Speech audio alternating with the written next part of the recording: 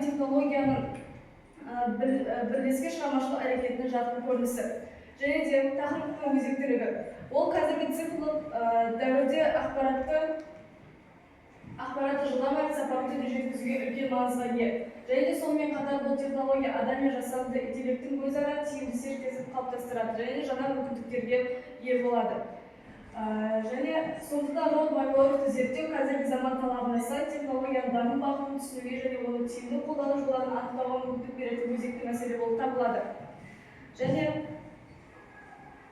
мен тақырыбының мақсаты робот мониторинг технологиясының мүмкіндіктерін зерттеу арқылы адам мен технологияның өзара тиімді серіктестігін дамыту жолдарын анықтау және де сондай-ақ оның күнделікті өмір мен медиа саласындағы қолдану тиімділігін көрсету.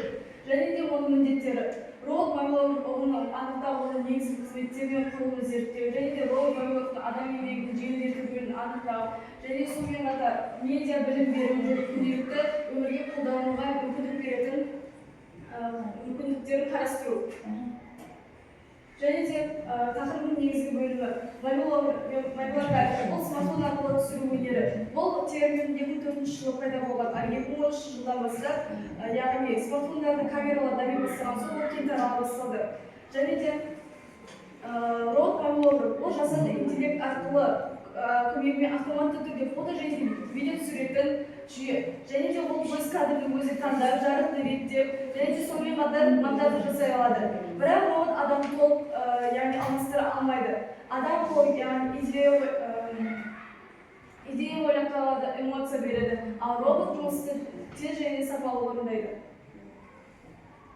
Біз оны роботты қайда қолданамыз? Мектептерде, информатика, робототехника сабақтарында көріп тұрғандарыңызды, және де видео үйрену үшін жарыстарда, және де TikTok, Instagram видео түсіруге, желілеріне видео салуға, видео түсіруге, және де онлайн сабақ эфир жүргізгенде, және блогерлер мониторингті қолданады.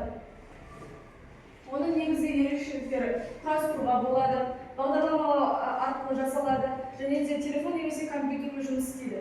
Және робот мониторинг бұл адам мен яғни технологияның өзара әрекеттесуін жаңа деңгейге көтеретін инновациялық құрал.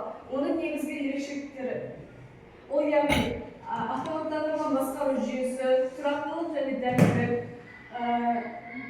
және де қозғалысты бақылайды, және уақытты үнемдейді, жасанды интеллектпен интеграциялайды.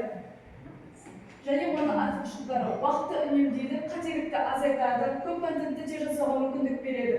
Ал оның кемшіліктері бұл яғни шығармашылық сезімі толық емес, барлығы бірдей стильге ұқсап кетуі мүмкін, және де технологияға тәуелділік артады. Сондықтан бұл бәсеке емес, бұл серіктестік. Және қорытындылай келе робот мониторинг қазіргі заманғы технологияны адам өміріне тиімді енгізілген жарқын үлгілердің бірі болып табылады. Және де зерттеу барысында робот мониторингтің адам еңбегінің, яғни оңайлатпай қоймай, және шығармашылық мүмкіндіктерді кеңейтетінін анықтады.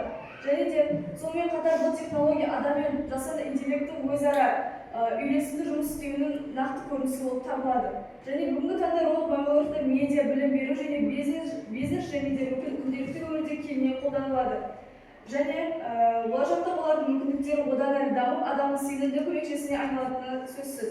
Осылайша робот мониторинг ол яғни адам мен технологияның тиімді серіктестігі қалыптастыратын және де заманауи қоғам үшін маңызды әрі болашағы зор инновациялық құрал болып табылады.